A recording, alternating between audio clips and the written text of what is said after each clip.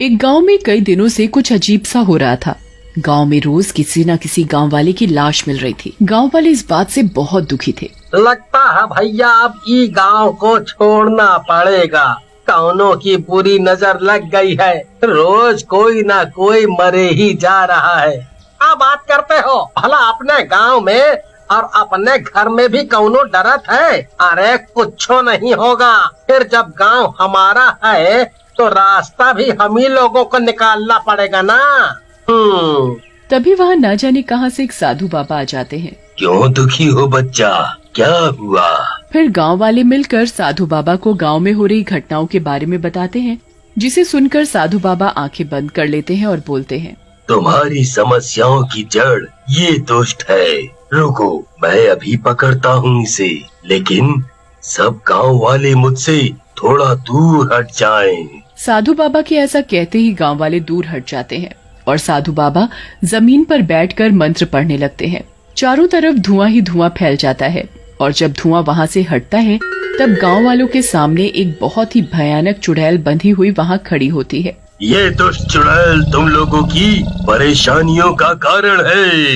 ये ही गांव वालों को मार रही थी। तो क्या करूं, मैं मर जाऊं? मैं कुछ खाऊं नहीं, मुझे भूख लगी थी इसलिए इन गांव वालों को खा जाती थी। मारा भाइयों, ऐसा छोड़ा मत, मारो। अरे मर गई रे, छोड़ दो दुष्टों, मत मारो मुझे। भाइयों मैं तो कहता हूँ क्यों ना इस चुड़ैल को जला दे। अरे गांव वालों, क्या तुम्हारा दिमाग खराब हो गया है क्या? इसे जिंदा मत जलाओ, नहीं तो गांव खतरे में आ जाएगा।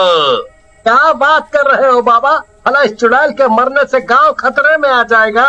बाबा खतरा आएगा नहीं बल्कि चला जाएगा। ऐसा कहकर पुत्तन गांव वाले चुड़ैल को आग लगा देते हैं। तब तक चुड़ैल को भी होश आ गया होता है। ओह दुष्टों, तुम लोगों ने मुझे जला दिया। लेकिन मैं मरूंगी नहीं, मैं फिर आऊंगी और तुम सब लोगों को कच्चा खा जाऊंगी, किसी को भी नहीं छोड़ूंगी। ऐसा कहकर चुड़ैल जल जाती है और वहाँ से गायब हो जाती है। ये तुम लोगों ने ठीक नहीं किया। तुम्हें इस चुड़ैल को ऐसे जलाना नहीं चाहिए था। तुम लोगों ने ये ठीक नहीं किया, ठीक नहीं किया। और ऐसा बोलते बोलते साधु वहाँ से चले जाते हैं।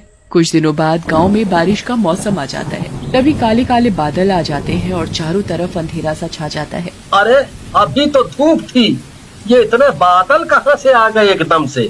तभी एकदम से बहुत जोर से बिजली कड़कती है और आंधी आ जाती है। जोरों से बारिश होने लगती है। सारे गांव वाले डर जाते हैं।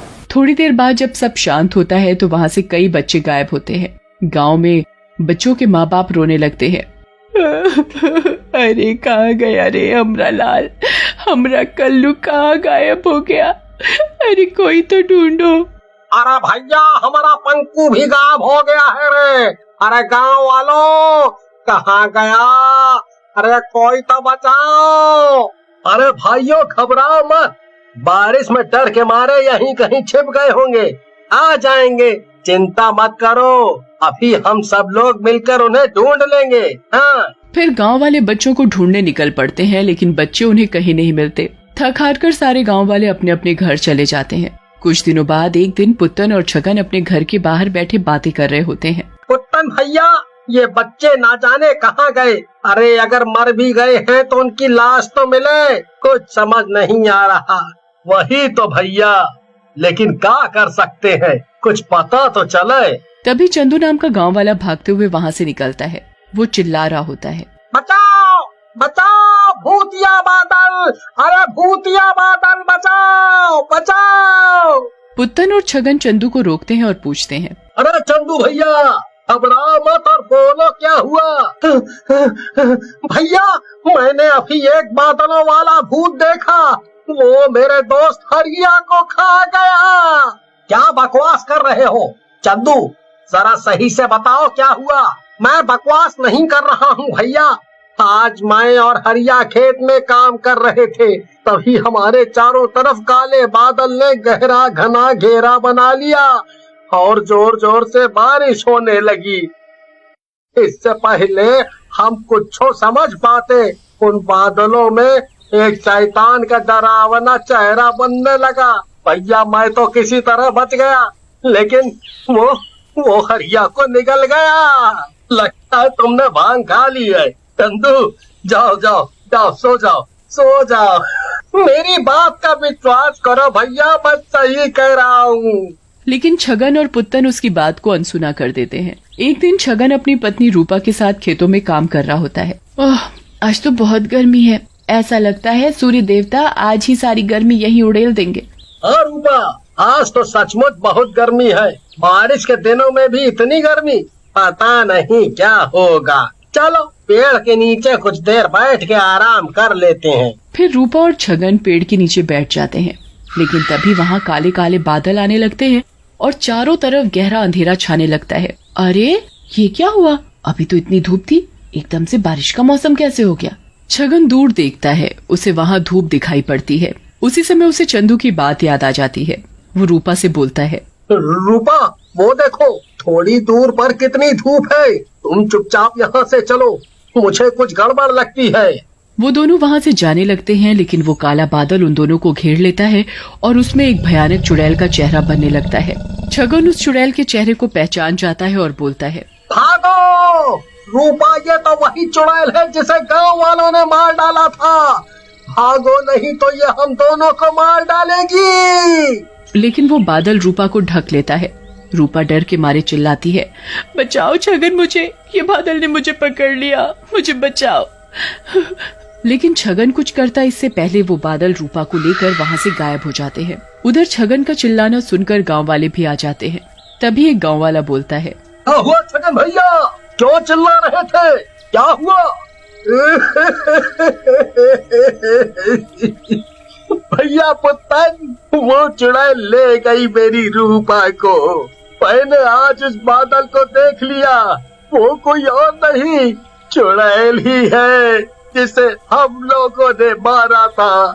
चंदू सही कह रहा था भैया, चंदू सही कह रहा था। अरे दादा रे दादा, तब तो हम लोगों से बहुत भारी गलती हो गई। अब क्या करें, कुछ समझ नहीं आ रहा। ये चुड़ैल तो लगता है हम गांव वालों से बदला ले रही है। भैया क्यों ना हम उन्हीं साधु बाबा से मदद ले जिन्होंने पहले हमारी मदद की है। मैंने कुछ दिनों पहले पड़ोस के गांव में उन्हें देखा था। फिर गांव वाले मिलकर साधु बाबा के पास जाते हैं। साधु बाबा उन सब गांव वालों को देखकर गुस्से में आ जाते हैं और बोलते हैं, गांव वालों, मैंने उस दिन भी रोका था कि उस चुड़ैल को मत मारो, लेकिन तुम लोगों ने मेरी बात नहीं मानी। उसी का नतीजा है ये।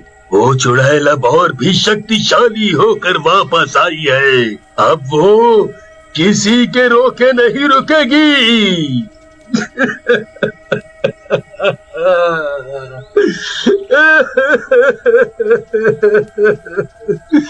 बाबा, हम लोगों से गलती हो गई, लेकिन अब क्या करें हम?